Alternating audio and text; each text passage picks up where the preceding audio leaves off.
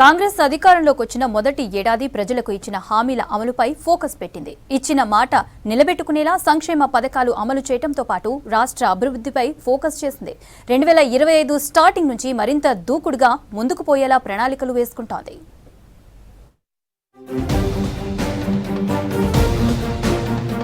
కొత్త ఏడాదిలో ప్రజలకు మరింత చేరువ కావాలని చూస్తుంది రాష్ట్ర సర్కార్. ఇందుకోసం కొత్త పథకాలు, ఉన్న పథకాల అమలుపై స్పెషల్ ఫోకస్ పెట్టింది. ఇప్పటికే గత ఎన్నికల్లో ఇచ్చిన హామీల అమలుకు కృషి చేస్తోంది. ఎన్నికల ముందు ప్రజలకు ఇచ్చిన హామీలను ఒక్కొక్కటి అమలు చేస్తూ ముందుకెళ్తోంది సర్కార్. ఇక మరోవైపు అభివృద్ధి కార్యక్రమాలు, సంక్షేమ పథకాల అమలులో మరింత స్పీడ్ పెంచేలా ప్లాన్ చేస్తుంది కాంగ్రెస్. అధికారంలోకి వచ్చిన ఏడాదిలోపు రాష్ట్ర ఆర్థిక పరిస్థితి ఆధారంగా ఒక్కో పథకం అమలు చేస్తూ జాగ్రత్తగా ముందుకెళ్తోంది. ఇప్పటి వరకు ఆర్టీసీలో మహిళలకు ఫ్రీ జర్నీ, ఇండ్లకు 200 యూనిట్ల వరకు ఫ్రీ కరెంట్, 500 రూపాయలకే గ్యాస్, రైతులకు 2 లక్షల వరకు రుణమాఫీ చేసి ప్రజల మెప్పును తన ఖాతాలో వేసుకుంది ప్రభుత్వం.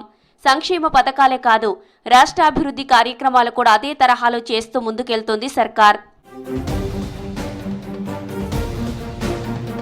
మరికొన్ని ప్రజలకు ఉపయోగపడే సంక్షేమ పథకాల అమలుకు శ్రీకారం చుట్టింది సర్కార్.